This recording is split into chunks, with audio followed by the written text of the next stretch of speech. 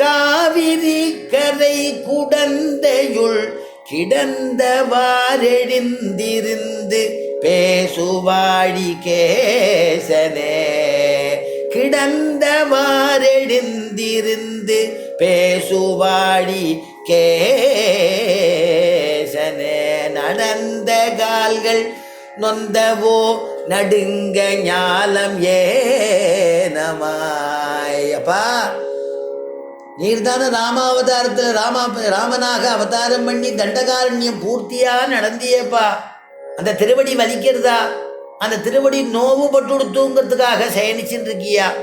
நடந்த கால்கள் நொந்தவோ. ஆச்சரியமான வராக அவதாரம் எடுத்து பூமியை உத்தாரணம் பண்ணினியே. உன்னுடைய மூக்குனால சமுத்திரத்திலேருந்து அப்படி தூக்கி உத்தாரணம் பண்ணினியே. அந்த சிரமம் தீரணுங்கிறதுக்காக இந்த திருக்குடந்தையில காவிரி கரை ஓரமா வந்து இப்படி படுத்துட்டு இருக்கியாப்பா அப்படின்னு கேட்கிறாராம் திருமேஷி ஆழ்வார். இடந்தமை குலுங்கவோ விலங்கு மால்வரை சுரம் கடந்த கால் பரந்த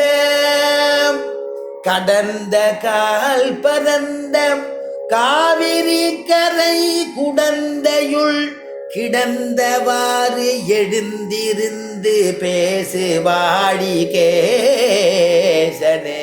அப்பா, பெருமாள் ஆழ்வாரை பார்த்தோன்னு பெருமாள் எழுந்து விட்டாராம்.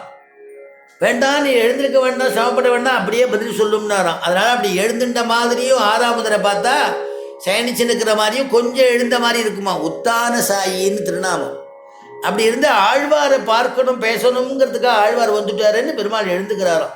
பக்த அதீனம் இல்லையா, பாகவத அதீனம் இல்லையா பெருமாள்? அப்படி அனுபவிக்கிற திருமேஷி ஆழ்வார். இங்கே ஆச்சரியமா திருமங்கை ஆழ்வார் சொல்றார்.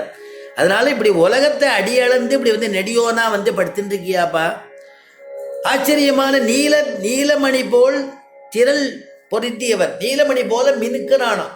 ஏன்னா ரங்கநாதரை பற்றி சொல்லும் பொழுது நீலமணி போல் சிரமகரமாயின்னு எழுதுறா வியாக்கியானத்தில்.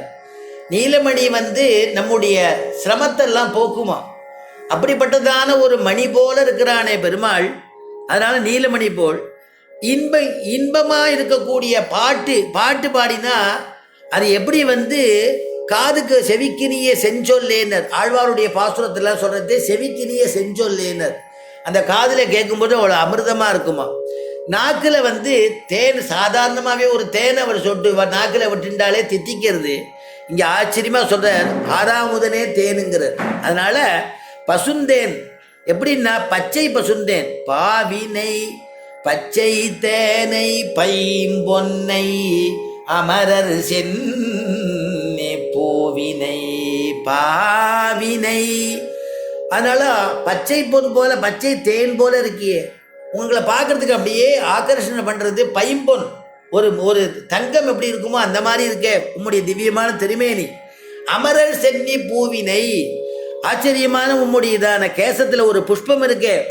வானவர்கள்லாம் தலைக்கு அணியக்கூடிய ஒரு உயர்ந்த மலரை, அது உயர்ந்த மலரை அணிஞ்சிட்டு இருக்கிற மாதிரி தெரியறதே.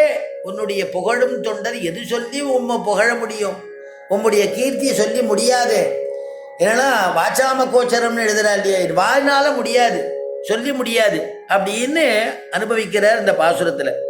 வியாக்கியானத்தில் எழுதுறா, சோற்றையே அறியாத ஒருவனுக்கு அன்புடன் அபரிமிதமான சோற்றையும் வகை வகையான பதார்த்தங்களையும் அவன் முன் வைத்து சாப்பிடும்படி சொன்னால் அவனது மனநிலை எப்படி இருக்குமோ?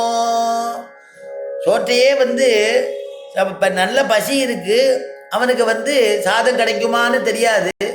ஒருத்தரை கூட்டு அவரை உள்ள கூட்டு அவர் பரம பாகவதராச்சின்னு அவருக்கு உபச்சாரம் பண்ணி அவருக்கு ஆச்சரியமாக பஞ்சபக்ஷ பதார்த்தத்தை வச்சுட்டு அவனை சாப்பிடுங்க, எது வேணும் எது கேட்டாலும் சாதிக்கிறோம், உமக்கு சாதிக்கிறதுக்கு எங்களுக்கு பாக்கியம் அப்படின்னு கேட்டால் அவனுக்கு எவ்வளவு மனசு, அவருக்கு அந்த பாகவதற்கு எவ்வளவு சந்தோஷமாக இருக்கும், எதை சாப்பிட்றதுன்னு தெரியாது. அந்த மாதிரி அப்படிப்பட்டதான ஆறாமுதனா. அதனால தான் கலியன் பல இடத்துல அனுபவிக்கும் பொழுது ஆறாமுதன் பெருமாள் வந்து சேவை கொடுக்கும் பொழுது எனக்கு யாருன்னு தெரியலேங்கிறாராம். இன்னார் எந்தறியேன் அன்னே ஆழியொடும் பொன்னார் சார்ங்கமுடைய அடிகளை இன்னார் எந்தறியேன். இன்னார்னு தெரியலையே எனக்கு. நீங்கள் வந்திருக்கேள் வாஸ்தவம், சாருங்க கையில் இருக்குது, சாருங்க பாணியா ஆறாமுதன்னு தெரியலையே எனக்கு. இன்னார் என்றறியேன் அன்னே ஆடியோடும் பொன்னார் சார்கம் உடைய அடிகளை இன்னார் என்றறியேன், யாருன்னு தெரியலையே வந்து நிற்கிறேளே அப்படின்னு ஆறாமுதனை அனுபவிக்கிறார். எப்பொழுதுமே திருமங்கை ஆழ்வார் பாசுரம் ஒரு திவ்யதேசத்தில் போய் பாசுரம் பாடிகிட்டே இருக்காருனாக்கா அந்த திவ்யதேசத்தை பெருமாளையே பாடலாம் இல்லையோ. ஆனால் திவ்யதேசத்து பெருமாளை பாடும்பொழுதே மற்ற பெருமாள்லாம் ஞாபகம் வந்துருமா அவருக்கு.